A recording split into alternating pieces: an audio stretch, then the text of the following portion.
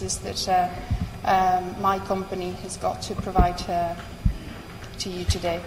Thank you very much, Chair, and thank you to the organisation for inviting us to this event. Yeah. And this one, PPS, that's this one. Okay.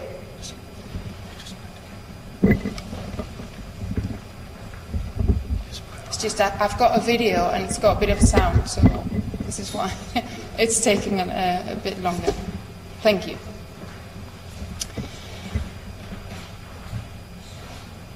Well, the content of the presentation is, as you can see there, I'm going to talk to you about what we think in Consultrans is the definition of turnkey services, then why turnkey contracts are good for high-speed railway, what we do in Consultrans in promoting consortia for the provision of turnkey high-speed railway services, the key points to deliver a successful high-speed railway project based on the recent experience in high-speed railway in Spain, a study, which if my colleague from SRO will allow me to present a bit about the Haramain high-speed railway project phase 2, in which the Saudi-Spanish consortium, of which my company is part of, is at the present time bidding for this very important project. And then I'll talk a bit about the Kuwait Metro and rail project to see if it fits the key for a turnkey project. So, turnkey services. According to the new Dictionary of Civil Engineering, a turnkey contract is a design and build contract in which a single contractor is responsible for providing all services, including finance. Well, finance or non-financing activities might apply from my point of view. In practical terms, what it is that the client gets a service or a supply of goods that are ready to use, ready for the opening, or to cut the red tape at the turn of the key. Traditionally, it has been used for real estate, for housing estates and retail parks, for the health sector, construction, for the education sector, for schools, for hospitals, petrochemical plants, and oil refineries. So, as I say, it's been traditionally used for complex projects where the expertise relies with more than one contractor or company. And the main feature of it is that there is only one contractor, there is only one interface, the prime contractor. That firm is the one that holds all the relationships with the client, and also holds all the relationships with the other contractors, subcontractors and suppliers to provide the client with a finalised project. In accordance with the International Federation of Consulting Engineers, it is recommended where one entity takes total responsibility for this type of contract. The entity carries out all the engineering, procurement and construction, providing a fully equipped facility ready for operation.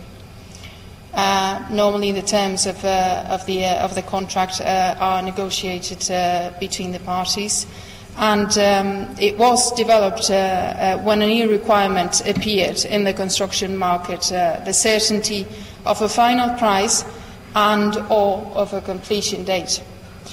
Apart from the risks of an EPC contract, there are other risks such as the financial ones and other technical ones that can damage the whole operation, and you might not have your service up and running when you thought you were going to have it. So this is one of the advantages of this type of contract. You get a final price and you get a final completion date. The contractor is often asked to carry such risks and to price them in order to provide a fixed price for the overall contract. The client, in turn, has to take into account that those risks have to be priced, and maybe you might get a service that is a bit more expensive. But the risk is not with the client, but with the contractor. So, what are the advantages of turnkey contracts? As you can see there, the relationship is with one sole provider or prime contractor. The procurement process is quicker. The coordination of interfaces is done by the prime contractor, not by the client facing every single subcontractor and supplier. The scope of works and the preparation of the contract is less detailed. You can get up to concept design. You don't need to get a detailed design up and running for the tender process. The responsibility of the delivery lies with the prime contractor. The contractor delivers in accordance to a set of performance criteria specified in the contract, and in general it provides a fixed price. So the risk of cost overruns lies with the prime contractor. Can I go back one? Previous. Sorry. So why turnkey contracts for high-speed railway? These are some of the activities that form part of a high-speed railway service, from feasibility and financial studies through to detailed design and preparation of bills of quantities. Then we go on to the actual construction, the civil works and the infrastructure works, the construction of track and systems, including subsystems like interlocking and mainline signalling, electrification operation centres, overhead catenary and telecommunications. We have got as well the procurement and delivery of rolling stock, verification, testing and acceptance, and then you've got the operation of the service, you've got the ticketing, you've got your drivers, you've got your passenger care, the maintenance of the infrastructure, track and systems, the maintenance of rolling stock and the management of train stations. So it is a complex project. It's a complex service. So as you can see there, it's multidisciplinary. It cannot be provided by a sole company. Complex activities with latest state-of-the-art technologies. The risk is with the contractor because the contractor is the owner of the technology. You can define the scope based on a series of performance indicators, and you can define the payment subject to finalization of key milestones such as track laying or delivery of train sets. The client gets the infrastructure, the track and systems, and the operation and maintenance service for a fixed price. So really what it is, a turnkey contract for high-speed railway is a set of a train of technical capabilities put together. Promotion of consortia for high-speed railway. Let me tell you a bit about Consultrans and what we do. It's a transport consultancy with more than 20 years' experience in the transport consultancy services sector for both public administrations and private companies. Since the year 2008, it is part of Ematia global group of companies, which is led by Mr. Julian Valverde, who sends his apologies he couldn't be here today. He's our Chief Executive Officer and President, and is a former President of Renfe Operadora, which is the Spanish publicly owned railway operator. So in the 1980s, I'll tell you a bit about our history with high-speed railway in Spain. In the 1980s, our railway network was a bit in a decadent state. There was a commitment of central government to high-speed railway services, and we developed in Spain a new standard called AVE, which is the acronym in Spanish for Spanish high-speed rail. It also means bird, by the way, so in Spanish, so you can fly with the train. Okay, I'll see if the video works. It's not a very long video, so bear with me.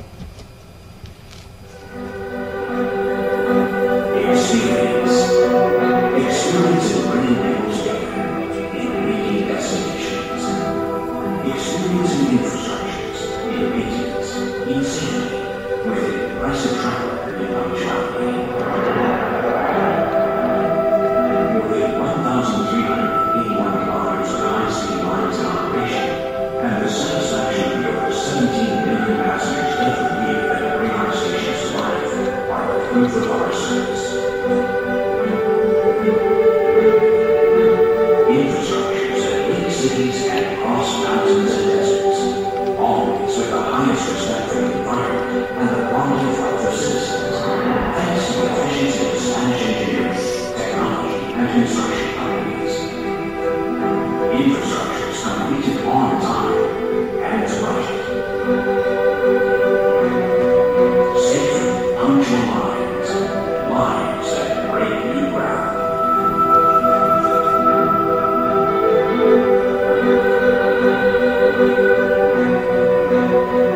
This is our experience. This is the Spanish experience. Okay. Sorry, I didn't want to do that. Anyway, so this was late 80s. In 1992, the first high-speed railway line from Madrid to Seville was opened. It's a 470